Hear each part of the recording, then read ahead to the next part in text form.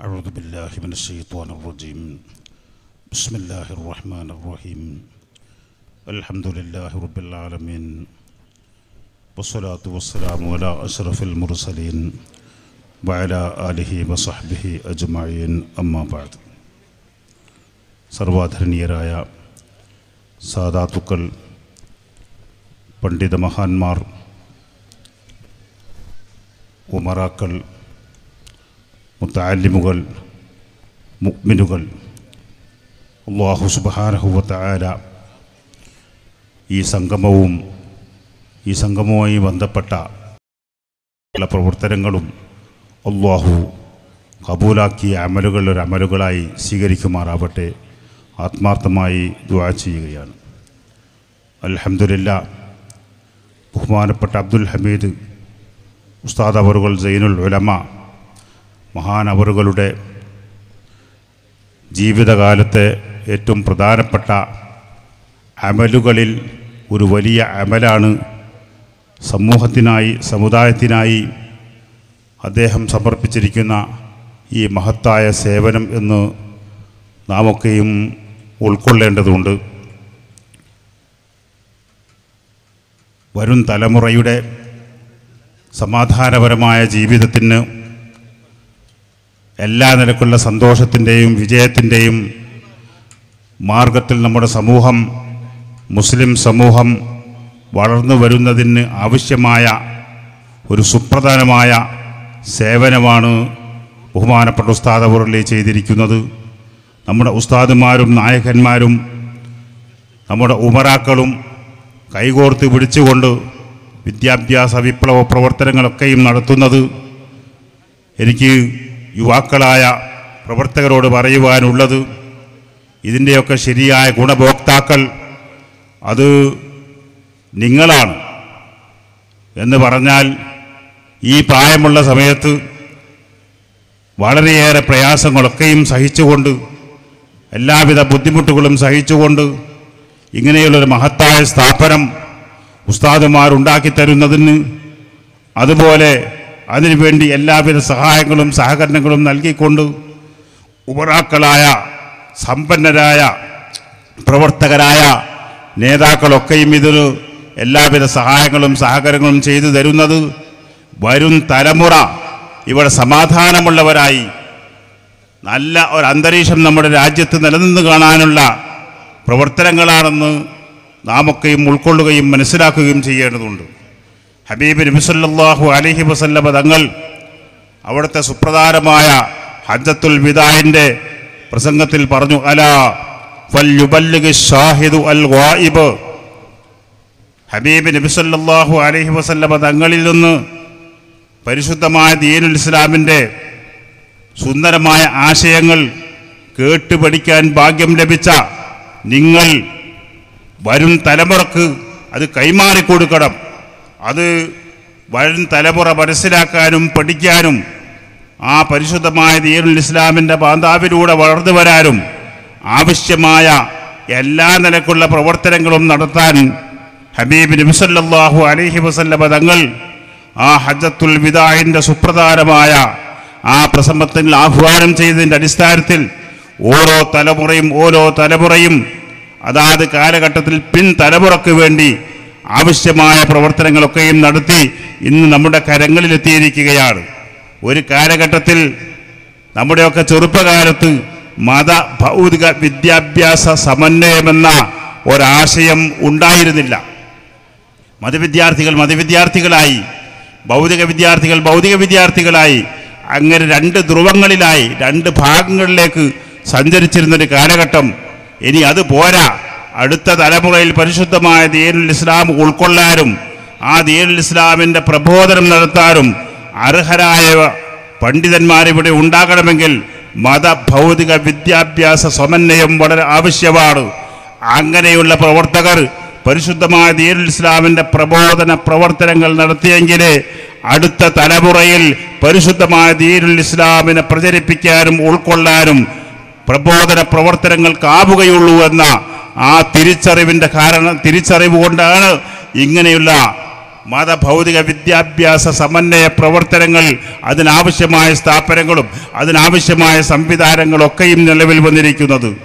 ഇന്ന് വലിയ സാമ്പത്തിക ബാധ്യത ഈ രംഗത്തുണ്ടാകുമെന്ന് പറയേണ്ടതില്ല.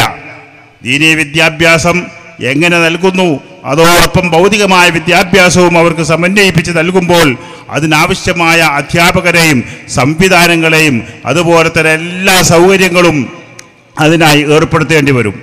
അതുകൊണ്ട് തന്നെ പ്രഗത്ഭരായ വിദ്യാർത്ഥികൾ തെരഞ്ഞുപിടിക്കേണ്ടി വരും. ആ പ്രഗത്ഭരായ വിദ്യാർത്ഥികൾ ഒരുപക്ഷേ ഈ രംഗത്ത് മുന്നോട്ട് കൊണ്ടുവരാനുള്ള സാമ്പത്തിക ശേഷി അവർക്കുണ്ടായിക്കൊള്ളണമെന്നില്ല. അല്ലാഹു സുബ്ഹാനഹു വ തആല ബുദ്ധി കൊടുത്തിട്ടുണ്ടാകും, ഓർമ്മശക്തി കൊടുത്തിട്ടുണ്ടാകും, പക്ഷേ സാമ്പത്തികം കൊടുത്തിട്ടുണ്ടാവില്ല.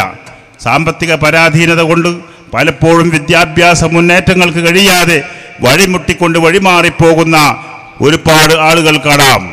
അത്തരം വിദ്യാർത്ഥികളാകുമ്പോൾ അവരെ ഈ വഴിയിൽ തന്നെ പിടിച്ചു നിർത്തി അവരെ സമൂഹത്തിനും സമുദായത്തിനും സമർപ്പിക്കണമെങ്കിൽ ആ രംഗത്ത് ആ വിദ്യാർത്ഥികൾക്കുള്ള എല്ലാ സംരക്ഷണങ്ങളും പോരാ, ഒരുപക്ഷെ അവരുടെ കുടുംബത്തിന് പോലും ആവശ്യമായ സംരക്ഷണങ്ങൾ കൊടുത്തുകൂടി വേണം ഒരു വിദ്യാർത്ഥിയെ, ഒരു പണ്ഡിതനെ, ഒരു പ്രവർത്തകനെ, ഒരു പ്രബോധകനെ ഈ സമൂഹത്തിന് സമർപ്പിക്കാൻ എന്നതാണ് വസ്തുത. അതുകൊണ്ട് തന്നെ നാം എല്ലാവരും ഉണർന്ന് പ്രവർത്തിക്കേണ്ടിയിരിക്കുന്നു എന്നാണ് പ്രത്യേകമായി ഓർമ്മപ്പെടുത്താറുള്ളത്. ബഹുമാനപ്പെട്ട ഉസ്താദ് അവറുകൾ പറഞ്ഞതുപോലെ ലോകത്തിൻ്റെ പല പല ഭാഗങ്ങളിലും പല പല ദിക്കുകളിലും പല നിലക്കുള്ള പ്രകൃതി ദുരന്തങ്ങളും പല നിലക്കുള്ള പ്രയാസങ്ങളും ഇന്ന് അനുഭവിച്ചു കൊണ്ടിരിക്കുകയാണ്. ഇതെല്ലാം എന്തുകൊണ്ട് സംഭവിക്കുന്നു എന്ന് ധാർമ്മികമായി നാം ചിന്തിക്കുമ്പോൾ ഹബീബ് നബി സല്ലല്ലാഹു അലൈഹി വസല്ലം തങ്ങൾ പറഞ്ഞു തന്ന ഓരോ കാര്യങ്ങളും പുലർന്നു വരുന്നതായി കാണാം. എന്ന് പറഞ്ഞാൽ ഈ ലോകം അതിൻ്റെ സമതുലിതാവസ്ഥയിൽ ഈ ലോകം നിലനിൽക്കണമെങ്കിൽ അള്ളാഹുവിൻ്റെ സ്വാലിഹീങ്ങളായ ആളുകൾ ഉണ്ടെങ്കിൽ മാത്രമേ നടക്കുകയുള്ളൂ. അത് അള്ളാഹുവിൻ്റെ തീരുമാനമാണ്, അള്ളാഹുവിൻ്റെ നിശ്ചയമാണ്. സ്വാലിഹീങ്ങളായ സച്ചരിതരായ മുത്തഖീങ്ങളായ സ്വാലിഹീങ്ങളെ കൊണ്ടാണ് എക്കാലവും ലോകം നിലനിന്നിരിക്കുന്നത്, എക്കാലവും ലോകം നിലനിൽക്കുമെന്നതാണ് വസ്തുത. ഹബീബ് നബി സല്ലല്ലാഹു അലൈഹി വസല്ലം തങ്ങൾ പറഞ്ഞൊരു ഹദീസ് ഓർമ്മ വരികയാണ്. ഈ പ്രപഞ്ച കടാഹത്തെ അല്ലാഹു സുബ്ഹാനഹു വ തആല സൃഷ്ടിച്ചപ്പോൾ ഈ പ്രപഞ്ച കടാഹം മുഴുവൻ ആടാനും ഒരയുകാനും തുടങ്ങി ഇങ്ങനെ വെള്ളമാണ് സൃഷ്ടിച്ച് വെള്ളത്തിന് മുകളിൽ ഭൂമിയെ അല്ലാഹു സുബ്ഹാനഹു വ തആല സൃഷ്ടിച്ചപ്പോൾ ആ വെള്ളത്തിന് മുകളിൽ പന്തിട്ടാല് പോലെ ഭൂമി ഇങ്ങനെ കടന്നിട്ട് കുരുങ്ങാനും ആടാനും തുടങ്ങുകയാണ്. ആ സമയത്ത് ഈ ഭൂമിയുടെ ഈ അസതുലിതാവസ്ഥ, അതിൻ്റെ കറക്റ്റല്ലാത്ത ഈ അവസ്ഥ അത് നിലനിൽക്കുന്നതിന് വേണ്ടി അല്ലാഹു സുബ്ഹാനഹു വ തആല ഭൂമിയുടെ പല ഇടങ്ങളിലായി പർവ്വത നിരയെ അല്ലാഹു സുബ്ഹാനഹു വ തആല സൃഷ്ടിക്കുകയാണ്. പർവ്വതത്തെ സൃഷ്ടിക്കുമ്പോൾ ആ ഭൂമിയുടെ ആടലും ഉലയലുമൊക്കെ ഒന്ന് നിയന്ത്രിക്കപ്പെടുകയും അത് എന്ന് വാസയോഗ്യമായ രീതിയിൽ അത് സ്ഥിരീകരിക്കപ്പെടുകയും ചെയ്തു. പ്രിയപ്പെട്ടവരെ, ഇതിൻ്റെ ഒന്നും ശാസ്ത്രീയ വശം എന്ന് പറയേണ്ടതില്ല. ഇന്ന് ശാസ്ത്രം അതൊക്കെ സംബന്ധിച്ച് കണ്ടുപിടിച്ച് കഴിഞ്ഞു. ശാസ്ത്രം കണ്ടുപിടിക്കുന്നതിൻ്റെ എത്രയോ മുമ്പ് ഹബീബ് അഷ്റഫുൽ ഖൽഖ് റസൂലുള്ളാഹി സ്വല്ലല്ലാഹു അലൈഹി വസല്ലം തങ്ങൾ പഠിപ്പിക്കുന്ന ഒരു ഹദീസ് നിങ്ങൾ ചിന്തിക്കണം. ഇത് കണ്ടപ്പോൾ മലക്കുകൾ അല്ലാഹുവിനോട് ചോദിക്കുകയാണ്, അല്ലാഹുവേ, ഈ ഭൂമിയെ നീ സൃഷ്ടിച്ചു, ഈ ഭൂമിയുടെ ആടയും ഉലയുകയും ചെയ്യുന്ന അവസ്ഥയെ ഞങ്ങൾ കണ്ടു. ഈ ഭൂമിയെ അതിൻ്റെ സമതുലിതാവസ്ഥയിൽ പൊഴിച്ചു നിർത്തുന്നതിന് ഭൂമിയുടെ പല ഇടങ്ങളിലായി പർവ്വതങ്ങളെയും നീ സൃഷ്ടിച്ചപ്പോൾ ആ ഭൂമി ലെവലായി കുഴപ്പമില്ലാതെ നിൽക്കുന്ന കാഴ്ചയും ഞങ്ങൾ കണ്ടു. ആകയാൽ ഈ ഭൂമിയെ നിയന്ത്രിക്കാനുള്ള ഒരു ധാർമ്മികമായ ശക്തി പർവ്വത നിരകൾക്ക് നീ കൊടുത്തിട്ടുണ്ട് എന്ന് ഞങ്ങൾക്ക് അനുഭവത്തിലൂടെ ഉൾക്കൊള്ളാനും മനസ്സിലാക്കാനും കഴിഞ്ഞിരിക്കുകയാണ്. അതുകൊണ്ട് പടച്ചവരെ, നിന്റെ സൃഷ്ടികളിൽ ഈ പർവ്വതത്തെക്കാൾ ഏറ്റവും ശക്തമായ മറ്റു വല്ല സൃഷ്ടിയും നിന്റെ ഭൂലോകത്ത് നിന്റെ സൃഷ്ടികളിലുണ്ടോ? ഞങ്ങൾക്കറിയാൻ താല്പര്യമുണ്ട്. നിന്റെ സൃഷ്ടിയിൽ ഈ പർവ്വതത്തെക്കാൾ ശക്തിയുള്ള മറ്റേതെങ്കിലും വസ്തുവിനെ നീ സൃഷ്ടിച്ചിട്ടുണ്ടോ എന്ന് ചോദിക്കുമ്പോൾ അല്ലാഹു സുബ്ഹാനഹു വ തആല മലക്കുകളോട് മറുപടി പറയുന്നു, നഅം, അതെ ഉണ്ട്. ഏതാണ് റബ്ബേ ഈ പർവ്വതത്തെക്കാൾ ശക്തമായ ഒരു ശക്തിയായി ഈ നിന്റെ സൃഷ്ടികൾ സൃഷ്ടിച്ചു വെച്ചിരിക്കുന്നത് എന്ന് മലക്കുകൾ അല്ലാഹുവിനോട് ചോദിക്കുമ്പോൾ അല്ലാഹു സുബ്ഹാനഹു വ തആല മറുപടി പറഞ്ഞു, അൽ ഹദീദ്, ഇരുമ്പ്. ആ ഇരുമ്പിന്റെ വലിയ ആമറുകളും മറ്റുമൊക്കെ കൊണ്ടുവന്നുകൊണ്ട് ആ പർവ്വതത്തിനെ ഇടിച്ച് തകർത്ത്, ഇന്നിപ്പോ JCB വന്ന കാലത്ത് പിന്നെ അത് പറയേണ്ടതുമില്ല, കോരി വാരി എന്ത് വേണമെങ്കിലും ചെയ്യാനുള്ള ഒരു ശക്തി, ഏത് കരിമ്പാറയെയും ഏത് വിധത്തിലാക്കി തീർക്കാനുള്ള ശക്തി ആന്തരികമായി അല്ലാഹു സുബ്ഹാനഹു വ തആല ഇരുമ്പിന് നൽകിയിട്ടുണ്ട്. ആ ഇരുമ്പ് ഉപയോഗപ്പെടുത്തിക്കൊണ്ട് ആ പർവ്വതങ്ങളെ എങ്ങനെ വേണമെങ്കിലും ഉപയോഗപ്പെടുത്താൻ സാധിക്കും. ആന്തരികമായി കല്ലിനേക്കാൾ വലിയ ശക്തിയാണ് അല്ലാഹു സുബ്ഹാനഹു വ തആല ഇരുമ്പിന് നൽകിയിരിക്കുന്നത് എന്ന് മലക്കുകൾ അല്ലാഹു തആല പഠിപ്പിക്കുകയാണ്. വീണ്ടും മലക്കുകൾ ചോദിക്കുന്നു, അല്ലാഹുവേ, എന്നാൽ ഈ ഇരുമ്പിനേക്കാളും ശക്തമായ വല്ല സാധനവും നിന്റെ സൃഷ്ടിയിലുണ്ടോ? അല്ലാഹു സുബ്ഹാനഹു വ തആല നാം, അതെ ഉണ്ട്. ഏതാണ് അത്?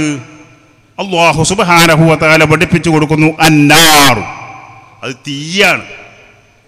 എത്ര വലിയ ഇരുമ്പാണെങ്കിലും നല്ല ശക്തമായ തീയിലേക്ക് ഇട്ടുകൊടുത്താൽ ആ തീയിൻ്റെ കാഠിന്യം കൊണ്ട്, ശക്തി കൊണ്ട് ആ ഇരുമ്പിനെ വെള്ളമാക്കി തീർക്കാനും, ആ ഇരുമ്പിനെ പാകപ്പെട്ട വിധത്തിൽ എങ്ങനെയാണ് ഉരുട്ടാണോ നീണ്ടിട്ടാണോ നേരിയതാണോ ഏത് വിധത്തിൽ വേണമെങ്കിലും ആ ഇരുമ്പിനെ പാകപ്പെടുത്തിയെടുക്കാൻ മനുഷ്യന് ഉപയോഗിക്കാൻ അല്ലാഹു സുബ്ഹാനഹു വ തആല ഇരുമ്പിനേക്കാൾ ആന്തരിക ശക്തി നൽകി പടച്ചു വെച്ചിരിക്കുന്ന സൃഷ്ടിയാണ് തീ എന്ന് അല്ലാഹു സുബ്ഹാനഹു വ തആല പഠിപ്പിച്ചു കൊടുക്കുകയാണ്. മലക്കുകൾ വീണ്ടും, അല്ലാഹുവേ, ഈ തീയിനേക്കാൾ ആന്തരികമായ ശക്തിയുള്ള വല്ല സൃഷ്ടിയും നിന്റെ സൃഷ്ടിയിലുണ്ടോ? അല്ലാഹു സുബ്ഹാനഹു വ തആല, അതെ ഉണ്ട്. ഏതാണത്? അത് വെള്ളമാണ്. കത്തിക്കാളുന്ന തീയിലേക്ക് വെള്ളം അങ്ങ് ഒഴിച്ചു കൊടുത്താൽ ആ തീ ഒന്നും അല്ലാതാവും. അപ്പൊ തീയിനെ വേണ്ടുവോടെ നിയന്ത്രിക്കാനുള്ള ഒരു ആന്തരികമായ ശക്തി അല്ലാഹു സുബ്ഹാനഹു വ തആല വെള്ളത്തിന് കൊടുത്തു എന്ന് മലക്കുകൾ അല്ലാഹു സുബ്ഹാനഹു വ തആല പഠിപ്പിക്കുകയാണ്. വീണ്ടും, എന്നാൽ പടച്ചവരെ, ഈ വെള്ളത്തെക്കാളും വലിയ ആന്തരികമായ ശക്തി നിന്റെ സൃഷ്ടികൾ വല്ലതിനുമുണ്ടോ? അല്ലാഹു സുബ്ഹാനഹു വ തആല, നാം, അതെ ഉണ്ട്. ഏതാണ് ആ സാധനം? അത് കാറ്റാണ്. മേഘത്തിലൂടെ, മഴയിലൂടെയാണല്ലോ ജലം ലഭിക്കുന്നത്. എന്നാൽ ആ വെള്ളം തരുന്ന മേഘത്തെ ഉദ്ദേശിച്ച സ്ഥാനങ്ങളിലേക്ക് കൊണ്ടെത്തിക്കാനും മഴ വർഷിപ്പിക്കാനും ഉള്ള മഴ ഇല്ലാതെയാക്കാനും അതിനൊക്കെയും കാറ്റിന് കഴിവുണ്ട് എന്നതാണ് വസ്തുത. ഞാനതൊന്നും വിശദീകരിക്കുന്നില്ല. ചുരുക്കി പറഞ്ഞാൽ, മഴയെ നിയന്ത്രിക്കാനുള്ള ആന്തരികമായ ശക്തി അല്ലാഹു സുബ്ഹാനഹു വ തആല അവന്റെ സൃഷ്ടിയാകുന്ന കാറ്റിന് അല്ലാഹു തആല നൽകിയിരിക്കുകയാണ്. വീണ്ടും മലക്കുകൾ ചോദിക്കുന്നു, അല്ലാഹുവേ, ഇതിനേക്കാളും വലിയ ഒരു ശക്തി നിന്റെ സൃഷ്ടിയിൽ വേറെ വല്ലതും ഉണ്ടോ? അല്ലാഹു സുബ്ഹാനഹു വ തആല പറയുന്നു, നാം, അതെ. ഏതാണത്? അല്ലാഹു പഠിപ്പിച്ചു കൊടുക്കുകയാണ്, ഖൽബുൽ തഖിയ്യുൻ നഖിയ്യുൽ മുഅ്മിൻ. അത് മറ്റൊന്നുമല്ല, ഈ കണ്ടുകാണപ്പെട്ട സർവ്വവാര സൃഷ്ടിചരാചരങ്ങളെക്കാളും ആന്തരികമായി നിയന്ത്രിക്കാനും അതിനെ ഭരിക്കാനും അതിനെ ഇവിടെ സമതുലിതാവസ്ഥയിൽ പിടിച്ചു നിർത്താനും ശക്തിയുള്ള എൻ്റെ സൃഷ്ടി ഏതാണെന്നറിയുമോ? ഖൽബുൽ തഖിയ്യുൻ നഖിയ്യുൽ മുഅ്മിൻ. ഒരു മുഅ്മിനായ അല്ലാഹു സുബ്ഹാനഹു വ തആലയുടെ കൽപ്പനകൾ ഉൾക്കൊണ്ട് അല്ലാഹു വിരോധിച്ച തെറ്റുകുറ്റങ്ങളിൽ നിന്നൊക്കെയും ഒഴിഞ്ഞു നിന്നുകൊണ്ട് അല്ലാഹുവിനെ പൂർണ്ണമായും അനുസരിച്ച് ജീവിക്കുന്ന മുത്തഖിയായ ഒരു മുഅ്മിനിൻ്റെ ഹൃദയമാണ്. ആ ഹൃദയത്തിന് അല്ലാഹു നൽകിയിരിക്കുന്ന ശക്തി, കഴിവ് അവൻ്റെ സൃഷ്ടിചരാചരങ്ങളായ മറ്റ് സർവ്വ സൃഷ്ടികൾക്കും അല്ലാഹു നൽകിയ ആന്തരികമായ കഴിവിനപ്പുറമാണ്. ഈ ലോകത്തെ മുഴുവനും നിയന്ത്രിക്കാനുള്ള ആന്തരികമായ ശക്തി അല്ലാഹുവിൽ നിന്ന് അല്ലാഹുവിനെ ഭയന്ന് പേടിച്ച് അല്ലാഹുവിൻ്റെ കൽപ്പനകൾ ഉൾക്കൊണ്ട് സ്വീകരിച്ച് ജീവിക്കുന്ന മുഅ്മിനീങ്ങളും മുത്തഖീങ്ങളുമാണ്. പ്രിയപ്പെട്ടവരെ, ആ നിലക്കുള്ള മുഅ്മിനീങ്ങൾ അവരാണ് ഈ ലോകത്തിൻ്റെ സമാധാനം, അവരാണ് ഈ ലോകത്തെ നിയന്ത്രിക്കുന്നത് എന്ന് നാം മറന്നു പോകരുത്. ആ സ്വാലിഹീങ്ങളും മുത്തഖീങ്ങളും ഈ ലോകത്തില്ലാതെ പോയാൽ ലോകത്തിൻ്റെ ഘടനയ്ക്ക് വിഘാതങ്ങൾ സംഭവിക്കും, തകരാറുകൾ സംഭവിക്കും. ഞാനതൊന്നും വിശദീകരിക്കുന്നില്ല. പ്രിയപ്പെട്ടവരെ, ബഹുമാനപ്പെട്ട ഉസ്താദ് അവറുകൾ ഇപ്പോൾ പ്രസംഗത്തിൽ നമ്മോട് സൂചിപ്പിച്ചു, പല ഭാഗത്തും പലതും സംഭവിച്ചു. അവിടെയൊക്കെ പരിശോധിക്കുമ്പോൾ ഇന്ന് നമ്മുടെ ഈ കേരള കർണാടക സംസ്ഥാനങ്ങളിലുള്ളതുപോലെ ഈ ഒരവസ്ഥയിൽ യഥാർത്ഥമായി ഈമാനും ഈമാൻ്റെ പ്രഭയും ഈമാൻ്റെ വെളിച്ചവും ഈമാനികമായ പ്രവർത്തനങ്ങളും അത് നിർവഹിച്ചു കൊടുക്കാനുള്ള പണ്ഡിതന്മാരുടെ ആ സംഘടിത സ്വഭാവങ്ങളും അതിനുവേണ്ടി എല്ലാ നിലക്കുള്ള പ്രോത്സാഹനങ്ങളും ശക്തിയും പകർന്നുകൊണ്ടിരിക്കുന്ന ഉമറാക്കളായ നേതാക്കളും ആ ഉമറാക്കളുടെയും പണ്ഡിതന്മാരുടെയും ആ കൈകോർത്ത് പിടിച്ചുകൊണ്ടുള്ള ദീനീ പ്രവർത്തനങ്ങൾ ഉൾക്കൊണ്ടുകൊണ്ട് ജീവിക്കുന്ന നമ്മുടെ നല്ല സമൂഹങ്ങളും പ്രവർത്തകരും ആ നിലയ്ക്ക് ദീനിയായ വിദ്യാഭ്യാസവും ദീനിയായ മേഖലയിൽ വളരുകയും ചെയ്യുന്ന നമ്മുടെ ഈ കൂട്ടായ്മയുടെ സ്വഭാവം അതാണ് നമ്മുടെ രാജ്യത്തെ കാത്തു സൂക്ഷിക്കുന്നത് എന്ന് പ്രിയപ്പെട്ടവരെ നാമൊക്കെ തിരിച്ചറിയണം. അതാണ് എനിക്ക് ഈ സമയത്ത് നിങ്ങളോട് പറയാനുള്ളത്. അത് എപ്പോഴാണോ നഷ്ടപ്പെടുന്നത് ആ സമയം ഈ ലോകത്തിൻ്റെ തകർച്ചയിലേക്കാണ് പോകുന്നത്. തകർച്ചയായിരിക്കും അതിൻ്റെ അനന്തരഫലം. ഈ ലോകം അത് സമാധാനപരമായി നിലനിൽക്കണമെന്നുള്ള ഒരൊറ്റ കാഴ്ചപ്പാടിലാണ് നമ്മുടെ മഹാരഥന്മാരായ ബഹുമാനപ്പെട്ട ഉസ്താദുമാർ, ബഹുമാനപ്പെട്ട AP ഉസ്താദ്. ഇന്നലെയും മെനിയാൻ ഞാൻ ഉസ്താദിൻ്റെ ഒപ്പരം ഉണ്ടായിട്ടുണ്ട്. 2 ദിവസം ഉസ്താദുണ്ടായ ഒപ്പരം ഞാനിങ്ങനെ ഒരുപാട് ചിന്തിച്ചു. ഇന്നിവിടെ വന്നിട്ടില്ല, നമുക്ക് വന്നില്ല എന്ന് തോന്നും. ഇന്നിപ്പോൾ മലേഷ്യയിലേക്ക് പോവുകയാണ് ഉസ്താദ് പറഞ്ഞു. സുബ്ഹാനല്ലാഹ്, ആ ഉസ്താദ് അവരുടെ ഒരൊറ്റ നിമിഷം, ഒരു നിമിഷം പോലും വിശ്രമിക്കാതെ ഈ വയസ്സ് 70-74 പ്രായമാകുന്ന സമയത്ത് എത്ര പരിപാടികളാണ് ഇന്നലെ ഞാൻ ഉസ്താദിൻ്റെ ഒപ്പരമാണുള്ളത്. കുറ്റാളൂരിൽ ഇന്നലെ അവിടെ പ്രസംഗിക്കാൻ വേണ്ടി എത്തുമ്പോൾ ഉച്ചക്ക് ഉസ്താദിൻ്റെ ഒപ്പരമുണ്ട്. അത് കഴിഞ്ഞ് രാത്രി ഒരു പരിപാടിക്ക് വേണ്ടി ഉസ്താദ് എത്തുമ്പോൾ പല നിലക്കുള്ള പരിപാടികളും കഴിഞ്ഞതിന് ശേഷമാണ് ഉസ്താദ് അവിടെ എത്തുന്നത്. ഇപ്പോൾ ഇങ്ങോട്ട് വരേണ്ടതായിരുന്നു, പക്ഷേ മലേഷ്യയിൽ മറ്റൊരു പരിപാടിക്ക് പോകാൻ വേണ്ടി പോവുകയാണെന്ന് ഉസ്താദ് പറയുമ്പോൾ സുബ്ഹാനല്ലാഹ്, വല്ലാത്തൊരു ശക്തി തന്നെയാണ് അല്ലാഹു സുബ്ഹാനഹു വ തആല നൽകിയത്. അല്ലാഹു ഒരുപാട് ആഫിയത്തുള്ള ദീർഘായുസ് അല്ലാഹു നമ്മുടെ നേതാക്കൾക്ക് അല്ലാഹു നൽകുമാറാവട്ടെ. ബഹുമാനപ്പെട്ട അബ്ദുൽ ഹമീദ് ഉസ്താദ് ഇതുപോലെ അവിടുന്ന് ഒരുപാട് ശാരീരികമായ പ്രയാസങ്ങളുണ്ടെന്ന് എനിക്കറിയാം. ഞാൻ ഈ ഭാഗത്ത് വന്നത് മുതൽ ബഹുമാനപ്പെട്ട ഉസ്താദും ഞങ്ങളൊക്കെ വളരെ വളരെ അടുത്ത സുഹൃത്തുക്കളും സ്നേഹിതന്മാരുമാണ്. എത്ര പ്രയാസപ്പെടുന്നു എന്ന് നന്നായി അറിയുന്നവരാണ്.